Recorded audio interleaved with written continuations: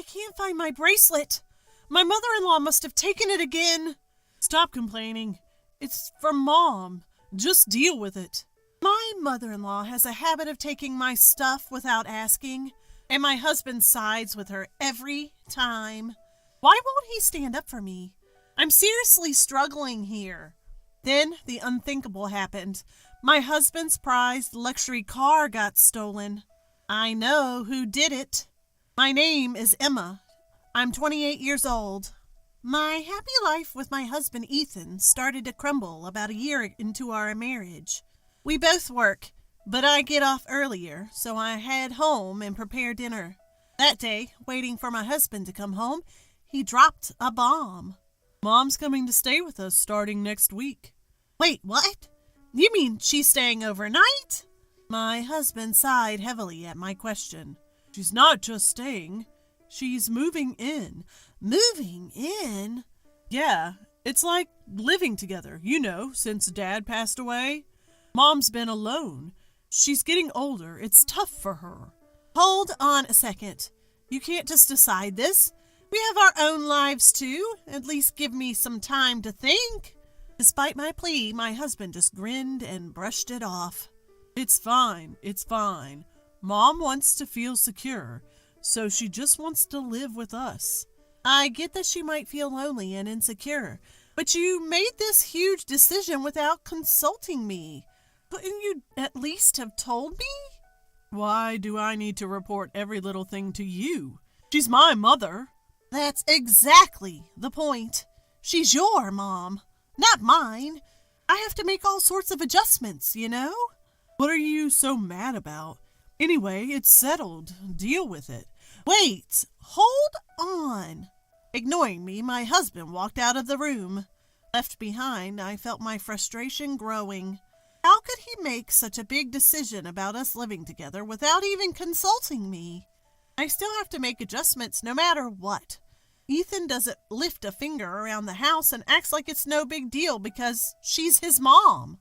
We've tried talking it through several times, but all he says is, "It's already been decided," shutting down any conversation. Sure enough, next week, his mother-in-law, shows up at our house just like it was planned. If mother-in-law was a normal person, I wouldn't be so against living together. But every time I see her, she makes snide remarks and bullies me. That's exactly why I can't fathom living with her and only go to her house when absolutely necessary. But now, out of the blue, it's been decided we'll be living together. As I expected, mother-in-law started making snide comments to me the very first day. "Emma, don't you know I was coming today? There's trash in the corner of the room." "I'm sorry, I was working today, so I didn't have time to clean." Excuses. Couldn't you have cleaned up after work? But then I wouldn't have time to prepare dinner. Oh, for heaven's sake, stop talking back. How do you even manage being Ethan's wife? Be more efficient. I'm sorry. 10 minutes in our home and it's already like this. I'm really worried about what's to come. From that day on, mother-in-law's oppressive behavior escalated and constantly stressed me out. One day I came home from work and mother-in-law greeted me with a huge smile, saying, "Welcome home." I usually don't get this kind of greeting, so it was eerie. Then I noticed something shiny around mother-in-law's neck. Wait, is that necklace? It looked similar to what I owned. Having a bad feeling, I rushed to my room and checked my jewelry box. My suspicion was correct. I immediately headed to the living room and confronted mother-in-law, who was sitting there leisurely. "Mother-in-law, that necklace. It's mine, isn't it?" "Oh, you finally noticed. It suits me, don't you think?" I lost my cool with her shameless reply. "What are you talking about? Stop using my stuff without permission." "What's the big deal? It's not like it's going to be used up or anything." "That's not the point." "Stop complaining and get dinner ready. Ethan will be home soon." Even as I prepared dinner, my mother-in-law continued to interfere, ratcheting up my stress levels. That night, I couldn't take it anymore and decided to talk to my husband. Hey, Ethan, can we talk? What's up? Today, I caught mother-in-law wearing my necklace without asking. Oh? So? So? Do you get it? She went into my room, opened my jewelry box, and basically stole it. Stole? Aren't you exaggerating? Exaggerating? How am I exaggerating? Calm down. I'm sure Mom didn't mean any harm. Anger welled up in me at my husband siding with mother-in-law. Holding back from raising my voice, I kept making my point. You're saying it's okay to go into someone's room without permission and take their stuff? A normal person would at least say sorry. Well, Mom just saw something nice and took it. That's not the point, Ethan. You need to talk to her. What, me? Of course you. Mother-in-law disrespects me. Telling her off won't do anything. So you, her son, need to do it. Fine. I'm counting on you, okay? Despite my emphasis, it seemed my husband forgot by the next day. I shot him a few dirty looks, but he never confronted mother-in-law. Since then, mother-in-law started using my stuff without asking. In other words, she borrowed without permission. No matter how much I complained, she didn't listen. Plus, there are no locks on the doors in this house, so telling her off would be pointless unless she changes her ways. If this continues, I'll end up losing my belongings. I have to put a stop to mother-in-law's behavior. I need to come up with some sort of plan. Then, one day, an incident occurred that I absolutely couldn't forgive. Well, it's gone. How could this happen? Today I had plans to meet up with a friend and wanted to wear my late mother's bracelet for the occasion. It's a precious item, so I never keep it in the jewelry box. Instead, it's stashed deep in my desk drawer. And yet, it's missing. The only person who could have taken it is my mother-in-law. When I confront her sternly, she casually admits to the theft. Oh, that bracelet? I just borrowed it. Borrowed it? Then give it back right now. I need it. I can't do that. Why not? Because I sold it. What? You sold it? Is this some kind of joke? Who sells someone else's belongings? Though rattled, I fought back. Enough with the jokes. Give it back now. It's no lie. By the way, most of the things I've borrowed from you, sold those too. What on earth are you thinking? As I argue with my mother-in-law, my husband Ethan, who just woke up, joins us. Ethan, listen to this. In a rush, I explain the situation. Your mom sold my bracelet. Bracelet? The one that belonged to my late mom. Plus, she's been selling off most of the stuff she's borrowed from me without my permission. Mom, is this true? Faced with the question, my mother-in-law sticks out her tongue in a mock gesture. I'm on a fixed income, you know. I don't want to be a burden, but I can't make ends meet without a little extra cash. You've got to be kidding. What gives you the right? Don't get so mad. I didn't mean any harm. Mean any harm? If you meant no harm, you wouldn't be selling and stealing other people's stuff.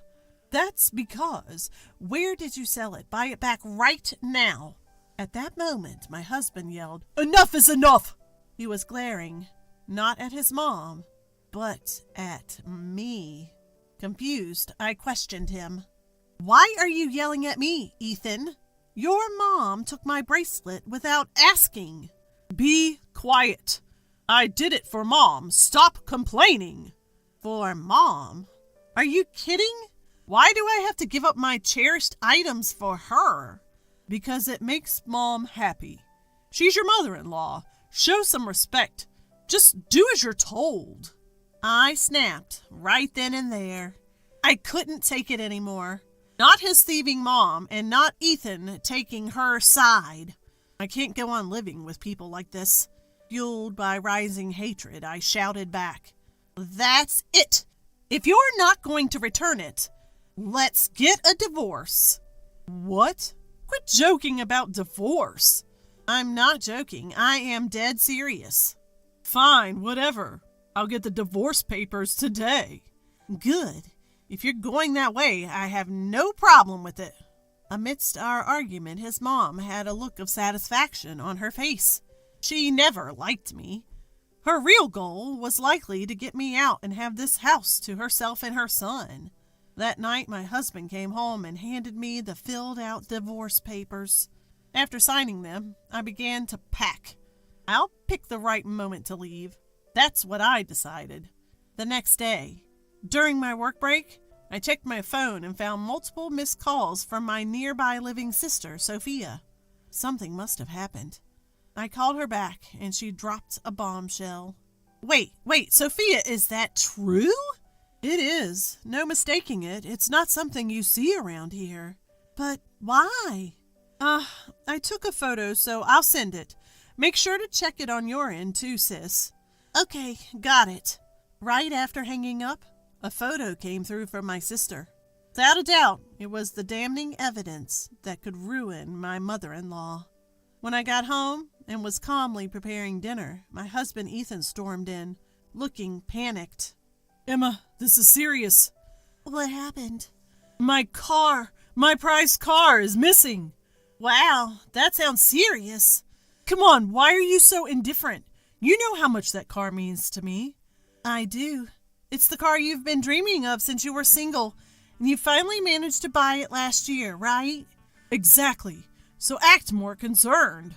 We're still paying off the car loan. Where could it have gone? Don't tell me, Emma. Did you take it out? Of course not. I have my own compact car. Plus, I know you'd be mad if I took yours. Right, but then where? My eyes glanced towards mother-in-law, and she quickly looked away. That confirmed my suspicion. Ethan, I think mother-in-law knows something. What? Why would Mom know? Isn't that right, mother-in-law? As I questioned her, mother-in-law's face turned ashen. What are you talking about, Emma? How is Mom involved? Well, I got a call from Sophia today. Sophia? She happened to be out shopping and saw mother-in-law driving your car. What? That car's a foreign model and it's blue, so it's pretty recognizable around here. Sophia said that she even recognized the license plate. Wait, hey, what's going on here? Ethan, now red in the face, confronted mother-in-law. Mother-in-law started stammering her excuses. No, Ethan, I just borrowed the car for a little bit. Borrowed? Are you kidding me? I've told you countless times not to touch that car. I'm sorry, but I just really wanted to drive it. What the heck did you do with the car then? Did you leave it somewhere? No, that's not it. But I did leave the keys in the ignition. Someone from the neighborhood must have stolen it. Stolen? Are you kidding me? I swear I drove the car all the way home. I'm not lying. I showed mother-in-law a photo to put her in her place. Is this why you're lying, mother-in-law? Because you wrecked the car like this? What the? Emma? How did you get that picture? The photo I showed her was sent to me by my sister, Sophia. It clearly showed mother-in-law driving a badly damaged luxury car.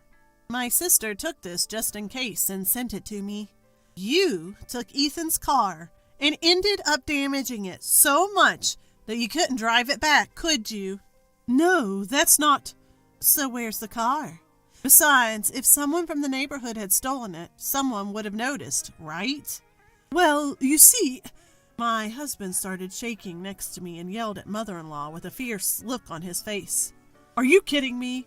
You damaged my car and then what? Give it back now! Calm down, Ethan. How can I be calm? You're paying for the repairs, got it? That's impossible. I've already sold the car. Sold it? That's not possible. The car's in my name.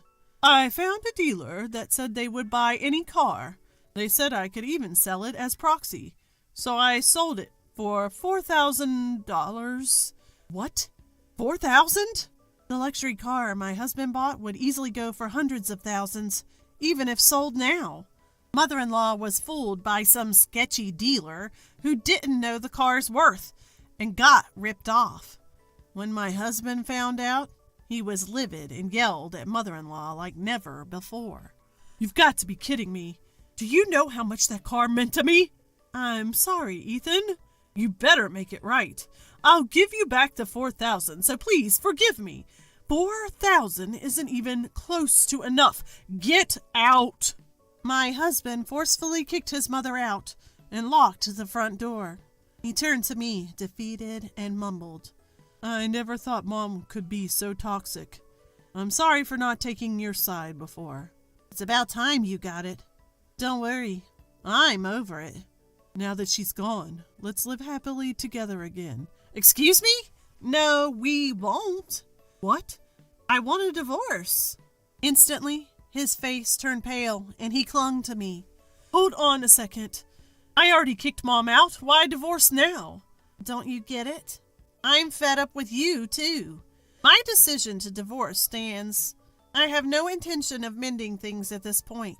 You've sided with your mom so many times. That's unfair. You're being too harsh. Harsh? You've got some nerve. You did nothing when I needed help. You're so self-centered. I despise you just as much as I despise your mother. My feelings will never change. Emma, calm down. Shut up. All of this happened because you decided to live with her. Reflect on that. I will never forgive you. What happened with the car? You got what you deserved. Serves you right. What? You feel that way? Of course. I hope you suffer double the mortgage on the house and the car. It's the punishment you deserve. You're going to have to take it as far as you can, you son of a bitch. I left him with those words and grabbed my packed bags on my way out. I headed straight to City Hall to file for divorce. I deleted all his contact info and cut ties completely. Later, I demanded compensation from my mother-in-law for selling my belongings without my permission. She reluctantly started working. With demands for car payments from her son, she's likely working for the rest of her life. My husband is left with house and car loans, and his life has changed significantly. He no longer goes on stress-relieving drives, spending his days off confined to the house. Hopeless case, both mother and son. Karma's a real thing. Serves you right. After all this, I moved to an apartment near my workplace. Now that I'm single again, I have more financial freedom, and life is much more peaceful. Since it's my day off, maybe I'll take a drive to the beach today. This is what freedom feels like. I plan to enjoy my new life to the fullest.